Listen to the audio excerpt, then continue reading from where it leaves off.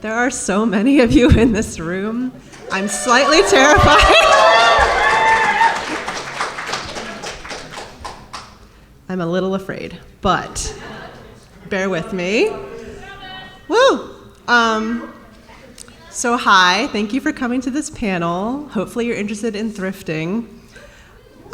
Just a fun thing happened with my fonts, so they were prettier.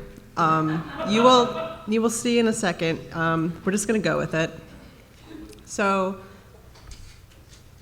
supposed to say hi, I'm Kit,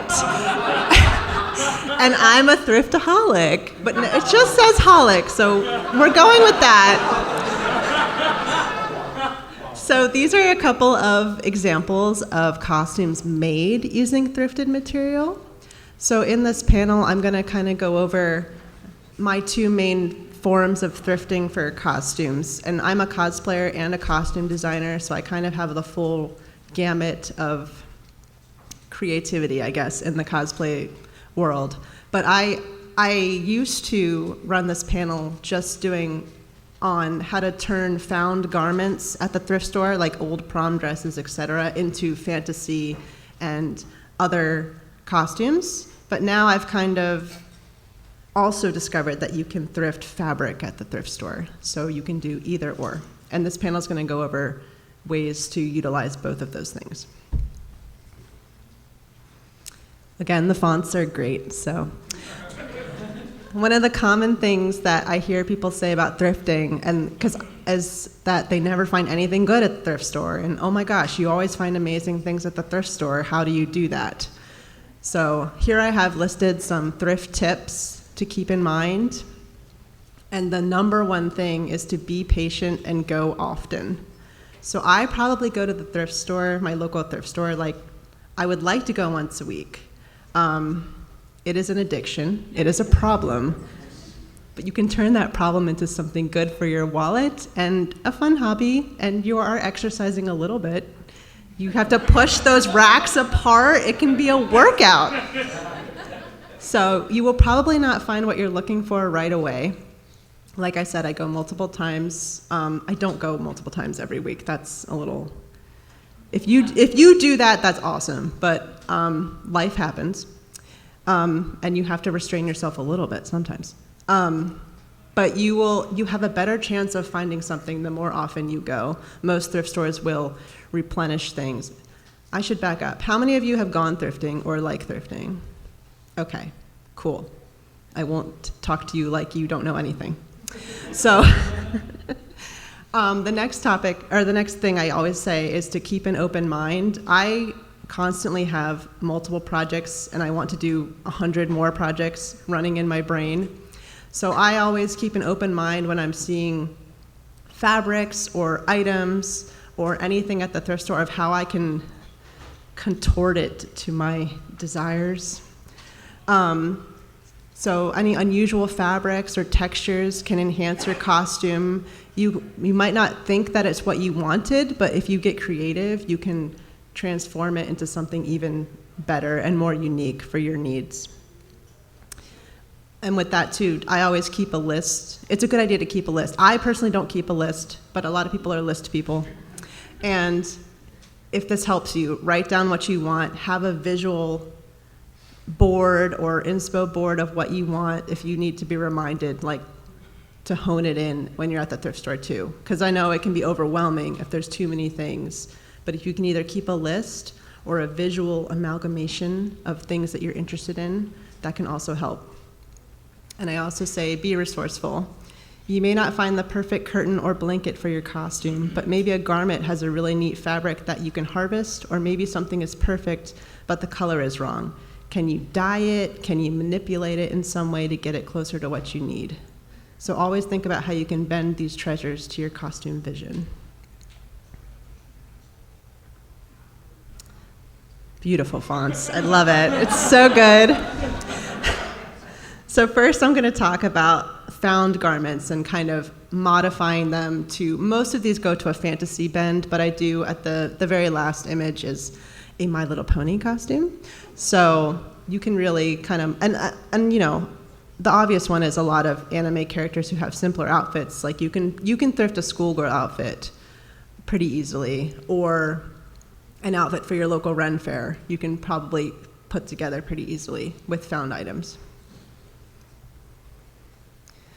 So this one was a dress and skirt amalgamation that I thrifted. So I'm just going to read for you what I have here because I know it's kind of hard to see in the back. All of the costume has been created with found garments. This is a dress from ModCloth by the brand Ryu. The skirts under the dress have been pinned up to create a high-low look to show off my legs. The boots are layered with matching chunky socks. The shirt underneath adds an extra fun element. A headpiece I made featuring faux flowers, Sculpey antlers, and faux fur fawn ears bring the look together. My makeup enhances the fantasy fawn theme and turns this into a costume rather than just a normal dress. I love using lantern props with fantasy outfits. So this is a good example of turning found things into an elevated fantasy look with a nice headpiece, kind of over-the-top makeup, different styling than what you would be used to. And using found, there's so many candle holders and lanterns at the thrift store, and also faux flowers. So you can really use this to your advantage. And this was an old prom dress that I squeezed myself into because it was meant for a younger prom, I believe. But, so the base of the dress is just the blue one-shoulder dress, and then I added the sleeve and the draping and the flowers and the bracers and everything to kind of make it not a prom dress. So, again, keeping your mind open to the possibilities. If you see a base dress or garment that will work, and thinking of how you can add on or paint onto it or glue onto it, all these things that don't require a lot of sewing, but you can still kind of craft it into something that is not a normal prom dress. And this is My Little Pony. You can see in the upper right image, that's what the dress started out as. And I didn't use feathers, but I used flower petals and I just hot glued them on there. Like, all of the sins are in that dress. Just, it's okay. If it's what you want, you should do it. So, and then I just took that and added, I made her shell necklace, and again, the wig and the makeup and the matching shoes and everything really brought it from like an old prom dress to like a full costume that I wore around a convention. So this is a little outdated because I made this panel like 6 years ago. But in addition to thrifting, I'm also a bargain hunter. So when Nordstrom Rack does their clearance, on sale clearance, same with some of these discount stores, you can find some really good deals. Because honestly, thrift stores lately have been hiking those prices up. So it is comparable sometimes. It's a little less sustainable, I guess, but like they're already on clearance, so you're probably still saving them from a landfill, because that's probably the next step. So these are just some of the resources I do. I'm just going to read some of what I have here. Discounted prom dresses, wedding dresses, and guest of wedding dresses are great finds. They typically have elegant fabrics or crystals and lace overlays that can look amazing in fantasy outfits.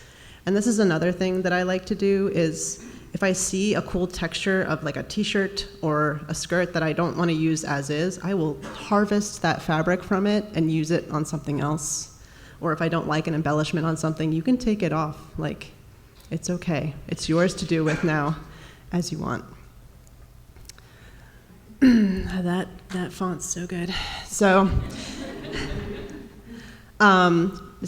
just try, if you can. I know a lot of thrift stores have, and these are all pictures from discount stores and not thrift stores, but I know a lot of thrift stores have gotten rid of their changing rooms, but if you wear, a simple garment underneath that you can try things on over top of, a lot of people do that. I am chaotic neutral, and I just buy it assuming that I can make it fit or work, but it's a good idea to try things on. And remember, if the fit isn't exactly what you want, you can add panels in, you can add panels in to make something bigger, you can modify it to fit how you want it to fit. So this is a rough, dirty example of what your process might look like. I am an illustrator, so I draw everything out. But you don't have to be an illustrator, obviously. You can just scribble over it or use the drawing app on your phone, whatever works for you. Photo collage. This is just an example of how you could this is an old bridesmaid's dress that was not my favorite, but I had to have it because of reasons, and it's just gonna sit in my closet, or I'm gonna donate it, and it's gonna be one of those other, millions of dresses. So this is an example of how you can and it has some really nice lace at the top, and you could dye it, you could add these extra elements to it to kind of take it to a new level. So I have flowers around the neckline, cascading down the shoulders, chiffon flounce sleeves, metallic pleather or foam belt, dangling beads, some little arm bracers, and dyeing a cape in the back and the bottom, and you can glue flowers and rhinestones.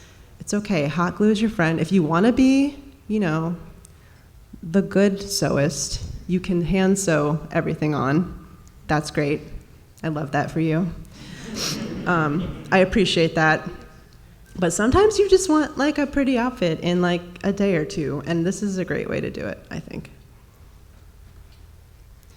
So now I'm going to shift to talking more about sewing and more fabrication with found materials. Do any of you guys sew? Crafters? Awesome. Okay. So this is a little less hot glue, but still there is hot glue because there's always hot glue.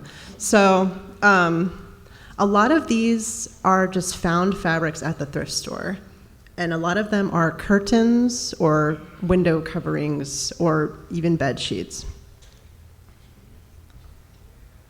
Lovely. We love that. So I made these Apestry Fantasy Gown or Tapestry Fantasy Gowns.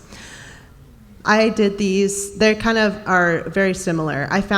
First I found the one on the left, the blue curtains. Those were just curtains, and they're heavy brocade, perfect RenFaire material.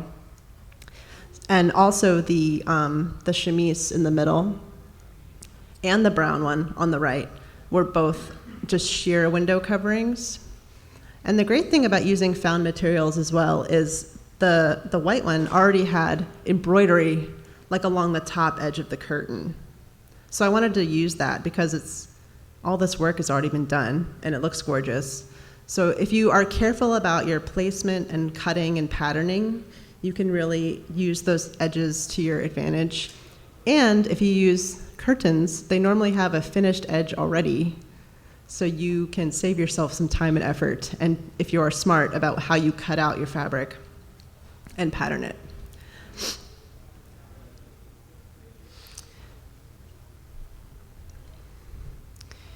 And this one was a little more involved, and it's not messed up, hooray. So this is really taking a bunch of things and hodgepodging them together.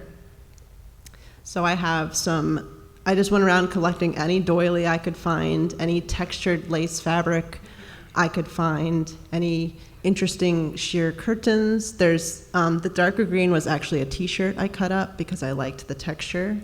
So this is really a good example of you can make things fit your will if you are chaotic enough and resourceful enough.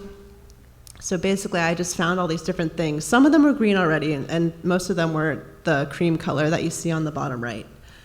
And just dye them in using all of the correct safety. Don't hurt yourself. Don't eat out of that pot. Don't get it on your skin. Wear a mask. All that good stuff. We're adults. We know. So, and then I just hand sewed it all together, and like really, you could do this with anything. I just wanted it to look like moss, but you could take this and make any other thing. And this goes back to what I was talking about before, which being inspired by something that you might not have otherwise thought of. So the garment on the right, the light green fabric and the floral fabric were thrifted.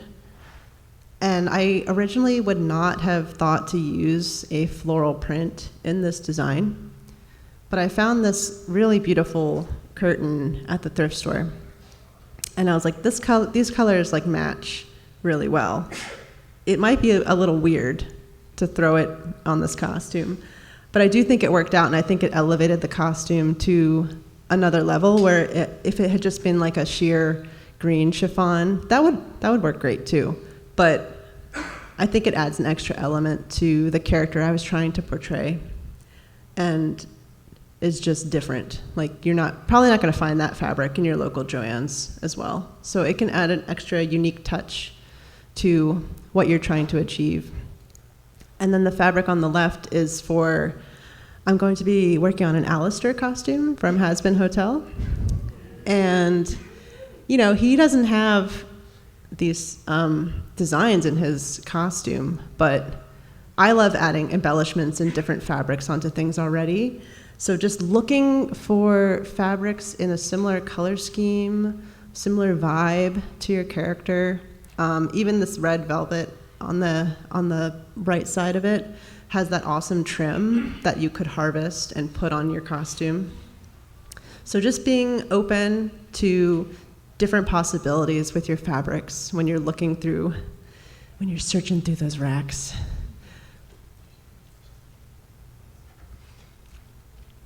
And it also works great for cheap mock-up material.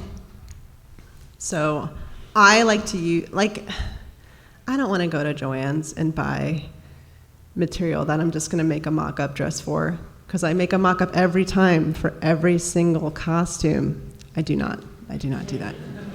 So this is your excuse to have cheaper material for those mock-ups that I know everyone's doing before they make every costume.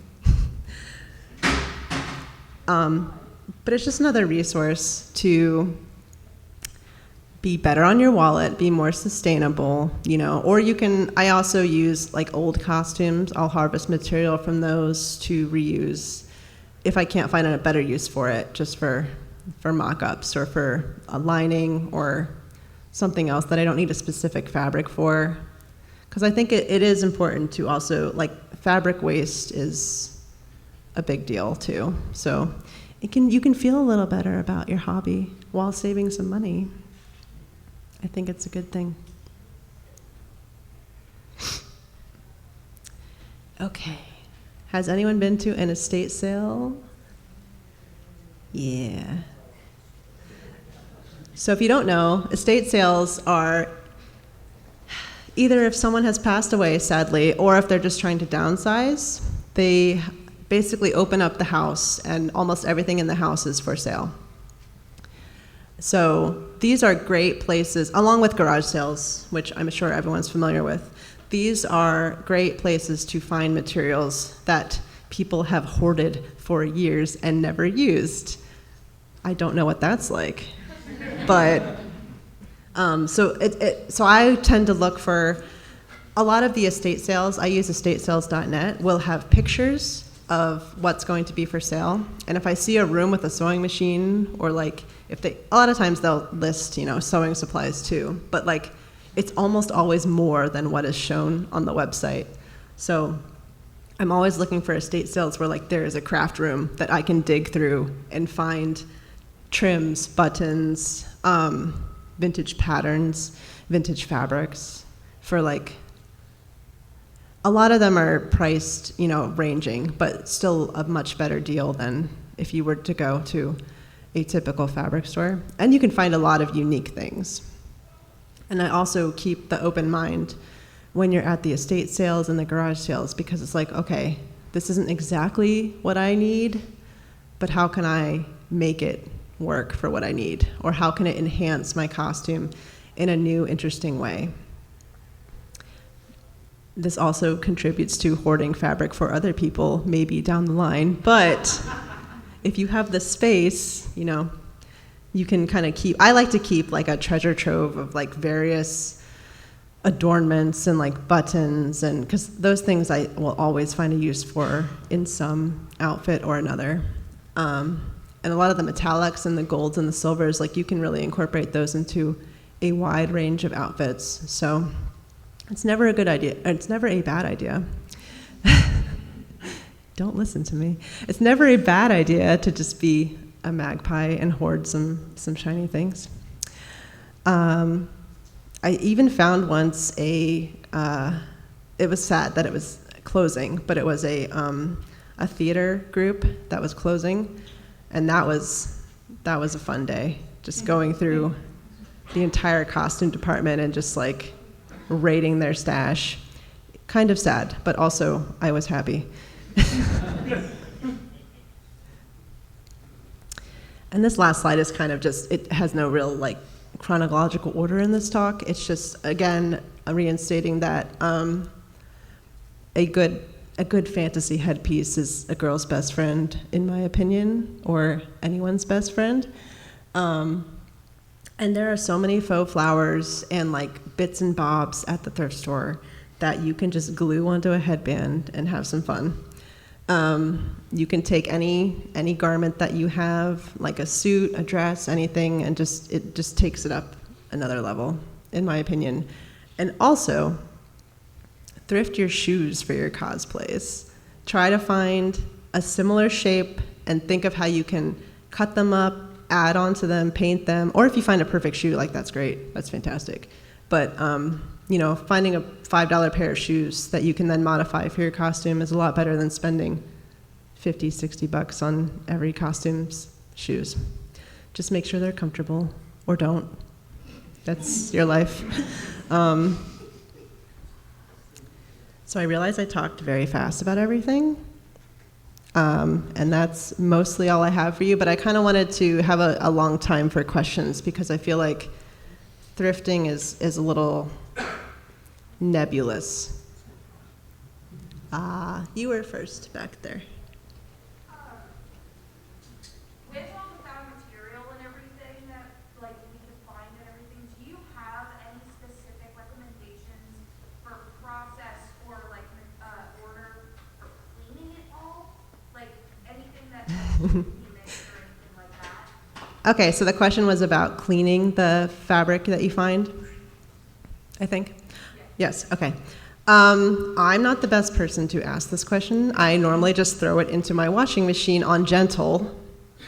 Don't, the basic science of don't mix lights and darks, and that. I just follow that, because you're not going to have a tag that says how to clean it. Most likely, some curtains do, but yeah, I would just follow that. If you think it's really fragile, wash it in the. I've done this with some vintage pieces. Wash it in your bathtub with a small amount of OxyClean, and if it has a smell, you can use white vinegar. Or you can look up like vintage restoration for how to clean delicate fabrics that maybe are yellowed with age, like lace or something. And that could be a good resource too. Sorry, that wasn't probably not as helpful, but. Okay, good. Yep. I just wanted to add on to help that you have the mic, so I don't know if you could just say it, but washing cold helps a lot, like gentle and cold water. Wash on cold water. And then the main things you definitely don't want to put in your washer because it will ruin it is leather and wool, and you can find really high quality, real, like 80s leather and wool in thrift stores. Yes. They were saying don't put leather or wool, probably any animal-made material, into your washing machine. You will probably ruin your material and the washing machine. I would definitely hand wash that stuff. But honestly, if it doesn't smell like leather or have a stain or something, like it should be fine. But yeah, I would use your best judgment on that. But hand wash that stuff for sure. Thank you. Yep. I've had issues in the past with dyeing. Do you have any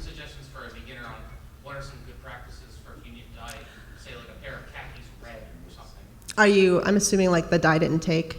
Is that the? Yeah, what happened was I was dyeing a pair of khakis red. I dipped them once, let them dry, dipped them twice, as the instructions suggested, but then I made a very foolish error and tried to run them in a washing machine. Oh, yeah. Okay, yeah, definitely. So the question's about how to be more successful when dyeing garments. You need to, I don't know if you, apologies if you've done this already. I don't want to assume you haven't done anything. I'd rather hear from the professional. You know a lot more than me. Read your, see what material your pants are. If it's a found garment, they should have a material tag inside that says what the garment is composed of. Read your dye. There are different types of dye. So if you're having a hard to dye garment, you can use synthetic dye. It's called RIT Dye More, and that normally is a liquid dye. And it'll say, you know, dyeing for polyester or basically, the RIT Dye More will dye non-natural materials, like plastics. You can dye wigs with this, stuff like that. Whereas the baseline dye is for natural materials, like linen, cotton. Those dye super easy. Did you spell the name of that? RIT dye? It's RITDYE. I think it's MOORE. But yeah, and just follow their instructions. Again, don't eat out of that pot or anything. Yeah, my other mistake was I did it in a bathtub. That is brave of you. I was very amateur. So if you have like a lot of fabric, I've heated. You typically want really hot water, and I will use a giant plastic tub and kind of dye it in the bathtub. But like, yeah, then bleach is involved for your bathtub. But and yeah, sometimes they'll have you add salt or detergent. So, and then I normally wash with cold water until it runs clear. But that's typically what I do. I don't know if it's right, but that's what I do. You? What advice do you have for people who have small apartments, pets, or roommates? Like you might not be able to find that much workspace in your area. Like what advice do you have for people like that? So the question is about making things in a small space, pretty much. It's a good question. Depends how good your back is. You can use your floor. I can't do that anymore, so I feel you. I would say get a designated table and then just be really disciplined with what you put on that table. Yeah, so they said to get a table and just keep it minimal. Are you talking more about storing, making, or all of it? Specifically making things that involve glues or dyes, like where there might be fumes. That are fumes? And for roommates, that's Mm-hmm. out of the question. Yeah, that is a little tricky. Just spray paint outside in front of the apartment, and no one's ever going to be grief for it. Yeah, outside is the best, probably. Worst case though, if you can't like lock your pets up, you might want to try a different method because I spray painted in my hallway and my cats could still pass through the house, so I had to like. Not to cut you off, I'm so sorry, but you can also look into maybe around you there's a creator space or a maker space, and you could probably use that. But yeah, it does get a little difficult if you have like pets. You have to be careful of for sure. Pets, kids. Try to put fans in the windows, try to ventilation. Or just try to go outside, but if you can't,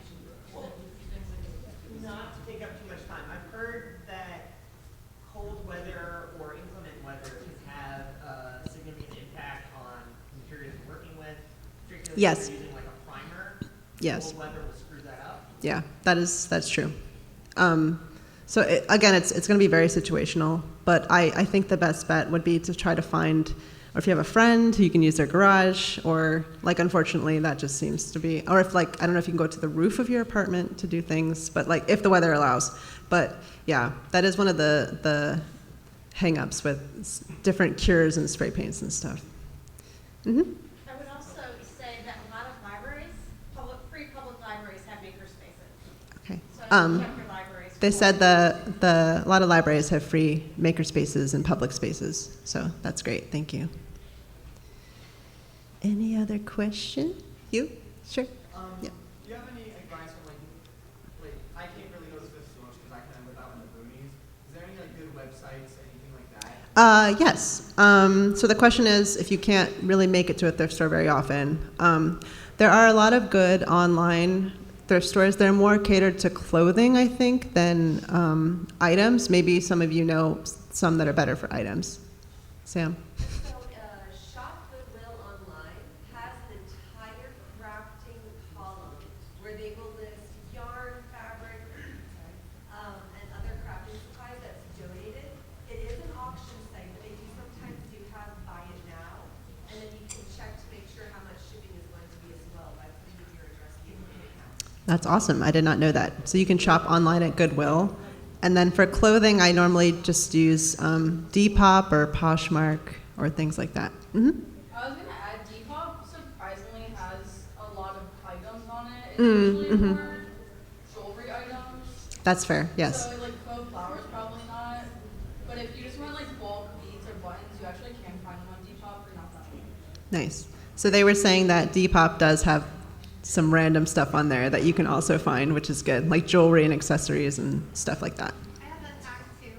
So if you're looking for like kimono type fabric, there's a buying service called Buyee, so B-U-Y-E-E, and you can buy directly from Japan, like with just like legit prices, and they'll mail it to you, like the shipper like through Macari in Japan. And a lot of times it's really, really cheap versus buying it at like a con and paying like extraordinary prices. I'm sure as well, yeah. Like, you can also, I'm sure, Google for thrifted materials online. I'm sure you'll get some hits as well there. So, My favorite site, and I took note of yours too, is estatesales.org. And they host all the estate sales online, so that's where you can also get things like sets of like lots of curtains for $10, because those are the things no one bets on. yeah, some estate sales, you can bid online for them. I like to touch things, so I go in person, but yes, you can definitely do that as well. Yep. Going back to dyeing stuff in your tub, if you're already at the thrift store, check through like the cooking section and stuff. Those big old enamel pots they use to make like applesauce and jam and stuff. I've been using one of those for like 30 years. Yeah, my dyeing pot is just a giant stock pot from the thrift store for like $5. It's like a So, tub like yay big, and you can just pop and you can also thrift like tongs and spoons to use only for dye, because please only do that. So, awesome. Yep. Do you have any advice for styling wigs? Because that's one thing I feel like I'm the worst at is styling synthetic hair. I'm not the person for that. I also detest that with every fiber of my being. There's some great tutorials out there, though. Like, I've heard. I just tried crimping a wig for the first time, and it was life-changing. So maybe look into that. Cosplayer a long time ago that hairspray is your best friend. It's like extra strong hold. Yeah, the got to be glued hairspray is great. But I'm not a wig expert. I'm sorry, but it's a struggle that I feel.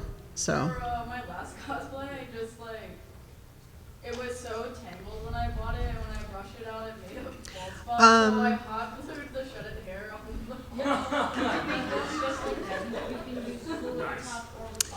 For tangling wigs, there is, it's called Motions Oil Sheen or some similar spray that will help keep your wig from doing that. Any other questions? Yes. Now I have a question with the person who asked about the styling of wigs. If you want, because it is a long process, but if you want, you can meet me on the side. I am a licensed stylist, and I will literally tell you how to do that. Awesome. Hello. Awesome. Everyone's helping each other. It's great. It's great. I'm just facilitating this. Everyone's sharing information. Any other questions or comments? Yep. If you have never sewn clothes and you don't really know anything about garment construction, like what do you do with, like you have a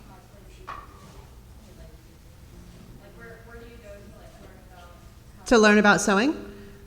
So I'm entirely self-taught, and we are living in this great day and age of YouTube tutorials. They're amazing. They will tell you everything you need to know. And honestly, don't be afraid to jump in and make that first costume or make that first craft. Like, just do it. If you like doing it, like, continue doing it and you will get better. But there are so many resources now that are online and just free and easy to access. I literally, to this day, when I don't know how to do something, I type it into YouTube, like, how to circle skirt. And there are like 20 tutorials of how to make the kind of skirt that I'm looking for. Hopefully that helps you.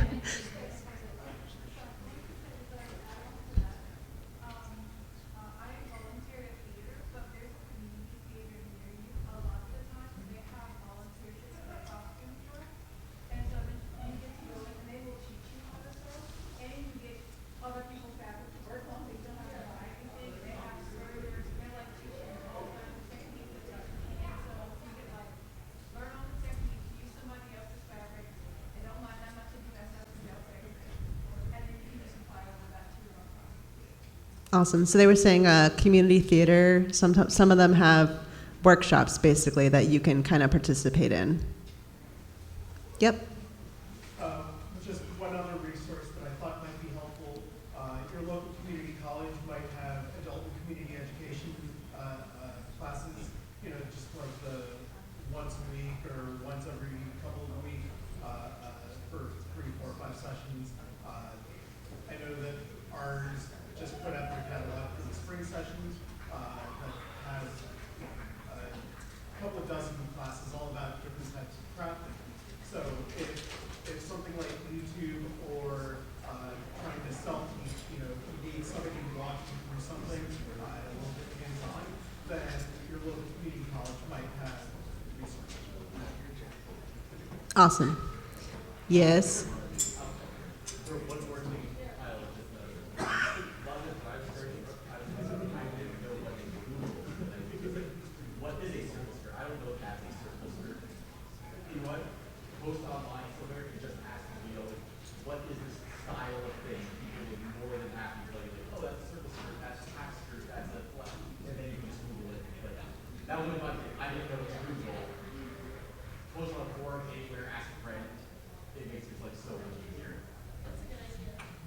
There's also online classes like Skillshare and that sort of thing if you want to like really dive into it. And I know a lot of people offer like free trial memberships that you can like try it out and stuff too. So there's definitely a lot of resources.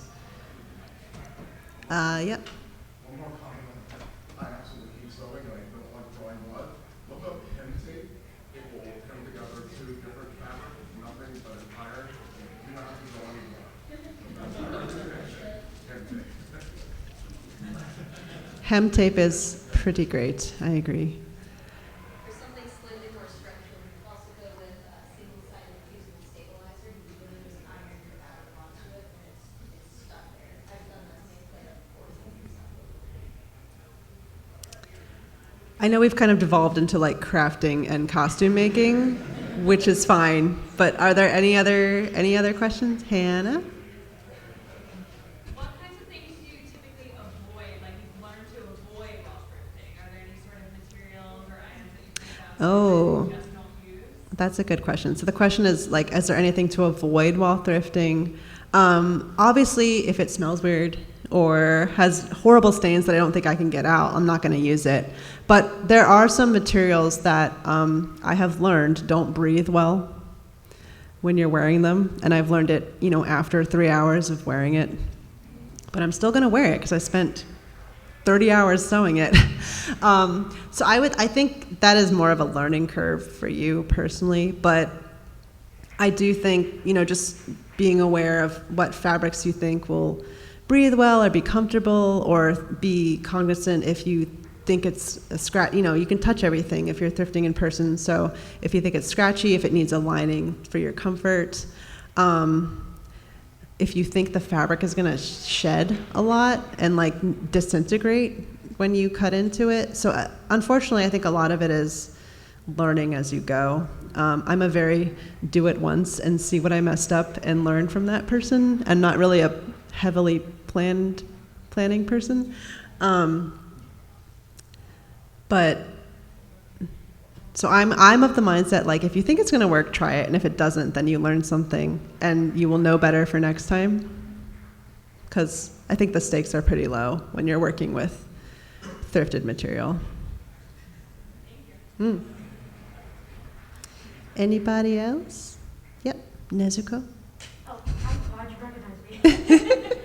So, sometimes eBay and Facebook Marketplace might be your best bet, but what are some warning signs for people who might potentially be fake or scammers or any of that? What are- Okay, so the question is about how to avoid like scams on something like Facebook Marketplace or a secondhand selling site online. I think just using your gut instinct is good. If someone is asking for your personal information, don't do that.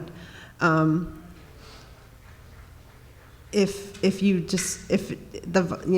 doesn't seem like it's real, it probably isn't. Or if it seems like it's too good of a deal, it probably is. I don't know what you're exactly trying to look for that could be faked, if it's like materials or anything else. But I haven't done a lot of Facebook Marketplace personally. One of the things, if you have a way to verify whoever the seller is, if they have a rating, if they have like reviews or any comments or anything like that for other items that like have been sold, if you're buying off of anywhere that tells you like seller history, that's a really good way to check to see if they're like a legitimate seller or not.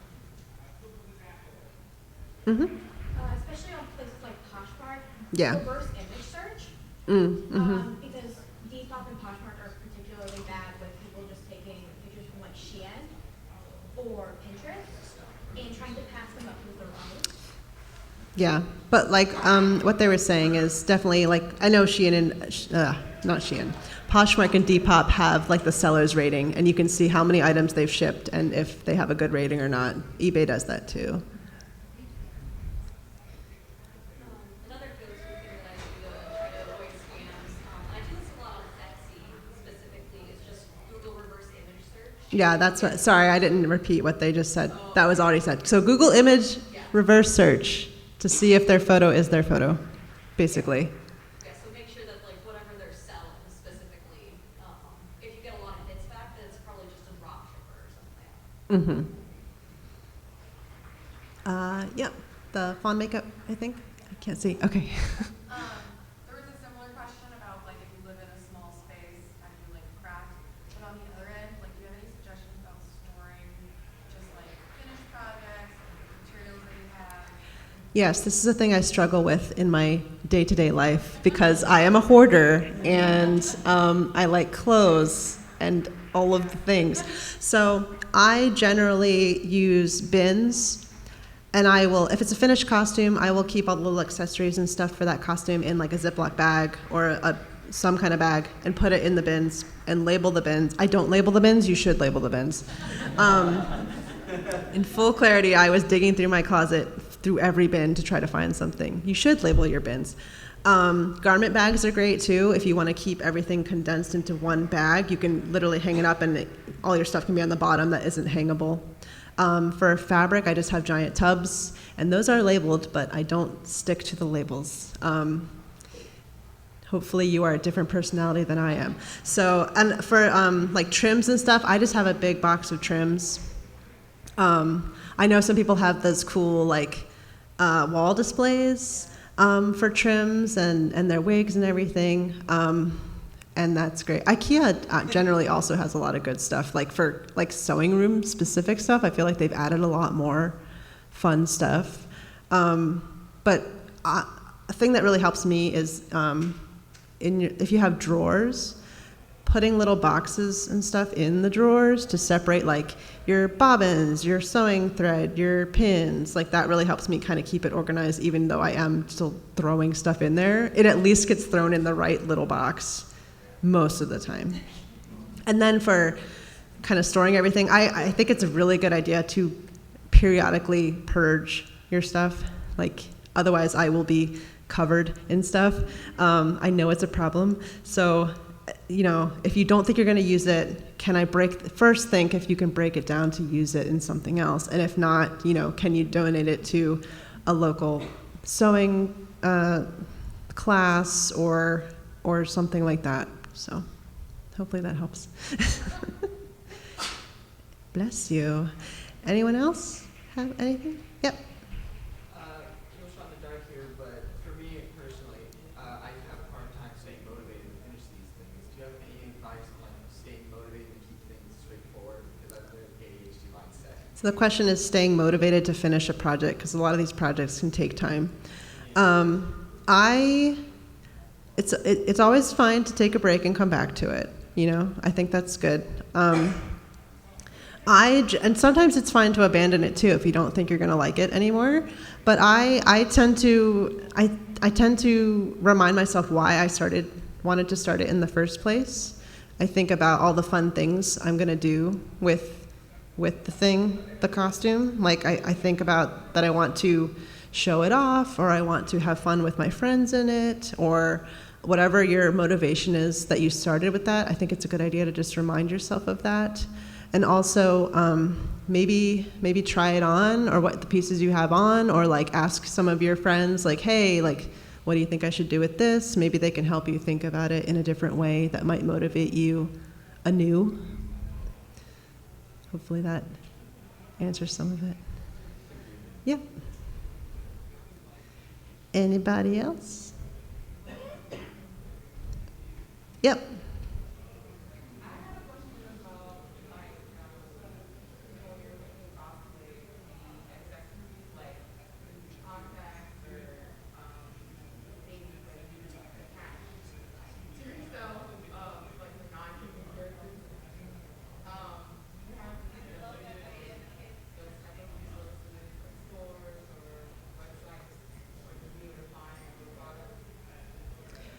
Sorry, it's really hard to hear you. You're asking about contact lenses? So contacts or any sort of accessories that you can add to the cosplay depending on the character. Okay, like wigs and stuff like that? Yeah. So I don't want to give any contact lens recommendations because that can be a little tricky territory that you should talk about with your eye doctor and all that fun stuff. But for wigs and everything, honestly, Amazon has gotten great. I know Amazon is a demon that we all wrestle with, but there are other sites like Arta Wigs, Epic Cosplay Wigs. Wig is Fashion has some really cool ones that are also specific to characters. And honestly, Amazon, like, the wig game is very strong right now. So even you have to be a little more careful on Amazon because stolen photos. But again, look at the reviews and you can return it because it's Amazon. But those other three are like cosplay specific that I would recommend. Yep. Because I just remembered it too, there's also a cosplay specific secondhand online website for wigs where you can also organize them by length and color called, I cannot pronounce it, Lumika, Lumika. It is cosplay specific for cosplayers to sell. Lumika. Yes. I learned this just now. So that's a used wig cosplay site. Lumika. Thank you.